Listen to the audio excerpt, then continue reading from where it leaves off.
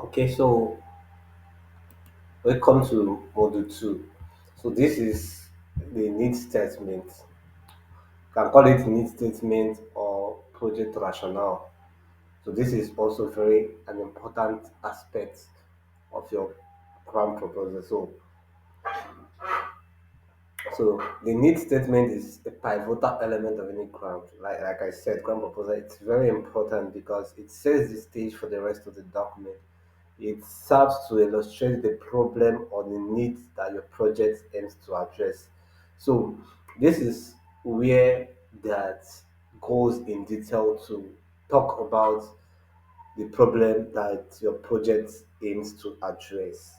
So it's very important that you creatively do this, and a well-crafted news statement is clear, concise, and compelling, convincing the grantor that the project is both relevant and necessary. So going by our previous example use case we are using in this tutorial, so we'll be using still going back to use the student out of school student. So this is where you now go into details talking about um the problem that you want to solve, which is the students, the children that are out of school.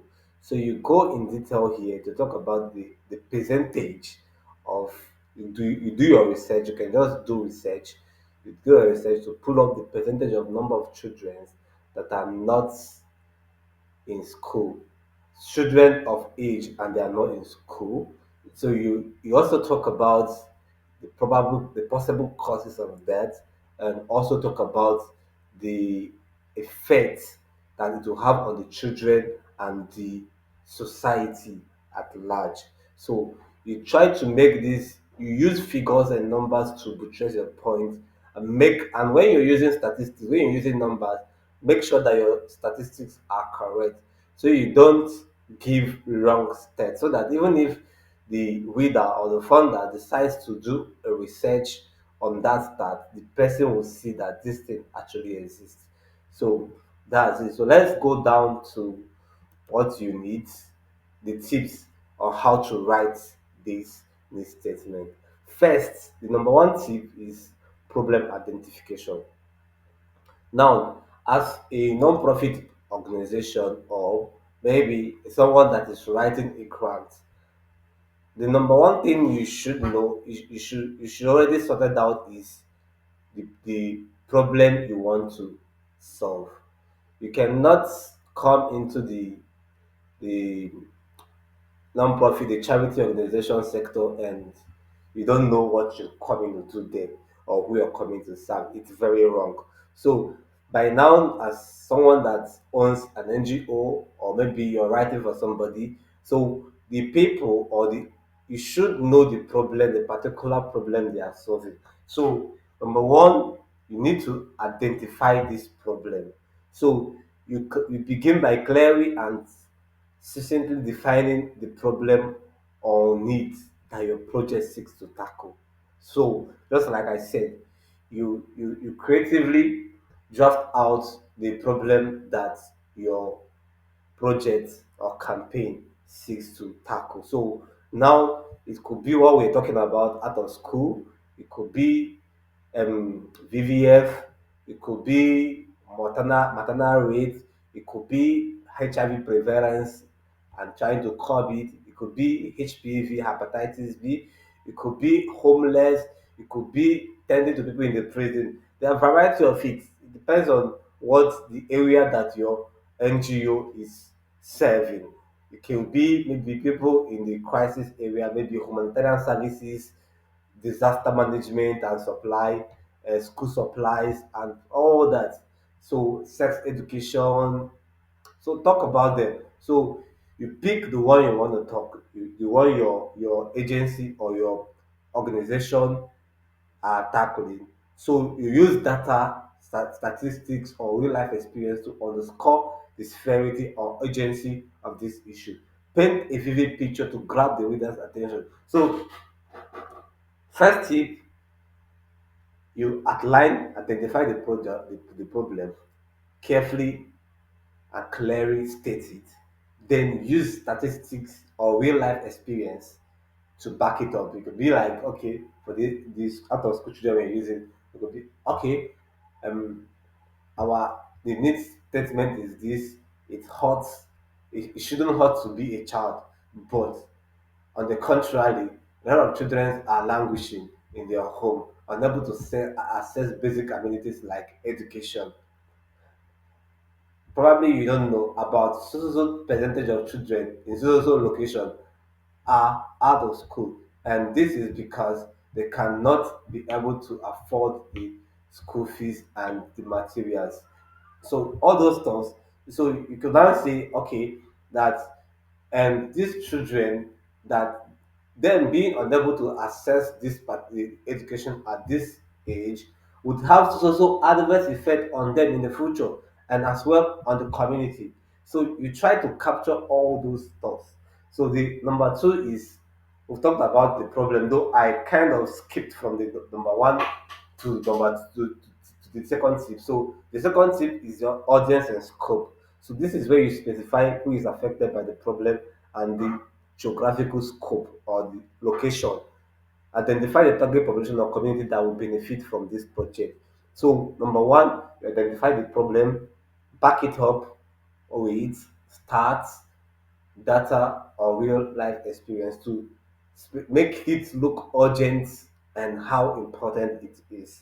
Making it that and how important it is, that's where you talk about the adverse effects that the problem is having on the kids. And yeah, so in the template you see how to structure that. The template that we are attaching, you will see how to structure that. So audience and scope. So audience and scope, you specify the audience and the scope. Then the number three is why it matters. Now, when you've outlined the problem that you intend to tackle, outlined the scope and the audience, who they are, where they are located, and all that. Now you also talk about the next thing you're going to be talking about is why is this crucial? Why is this important? So why is tackling this problem important? So that's where you now detail on, you talk about the detailed potential consequences of inaction and how it could impact the community, individuals, or broader society. Make an emotional intellectual appeal. So now you identify the problem, use statistics or data to back it up, identify, talk about the audience, their scope, then why does it matter? This is where you talk about why does solving this problem, why will it actually matter? What consequences will be accrued to this if nothing is done about it? What consequences will it bring to the community if nothing is done about it? What consequences will it have on the individual or broader society if nothing is done about this problem? So it's under here you talk about it. This is the second tip. Then the fourth tip is supportive evidence. So now you've talked about problem, the audience, why it matters. Now you have to back it up with claims and data to show that this problem actually exists and to show that in similar cases where this problem wasn't tackled, such so consequences happened. It brought resulted. And so that's the evidence. You bring in supporting evidence to back up whatever you're saying, the problem. That, hey, yes, about 20% of these persons are out of school, and according to research, this is what happens. These are the consequences that could result if these people are not taken back to school. And a similar survey in Suzo place, when such incident happened, this is what happened. So you try to do some research, get some backup evidence, and back up your this thing, back up your argument, your new statement. So the next one is the aligning to founders' priority. Every founder has a niche and particular goal they are targeting. So it's important that you align your new statements to that goal and the area that the founder is funding. So for some founders, if for example now we are talking about school children, out of school children, and you're writing this new statement, planning to, and you're not aligning it to the goal of the founder, which is bringing people, like, which is helping children get back to school, then you're missing out because it's not aligned with their funding priorities. So they might not fund it. So if you're addressing this proposal now to somebody that are into health, to organizations that donors that fund health related campaigns on programs or projects. Now you see that you're not in line with the interest of this or that donor, so it's not going to be funded. So if you're writing every session you're writing, make sure that it aligns with the funder's goal. What does the funder wants to achieve? What then? All those things, all these, the priorities can be seen in the grant. When you see the grant, um, the donors requirements. When you go to their website, you see most of them. You see their what they fund and what they do not fund. So we'll still get to that when we get to grant research. So that's basically it.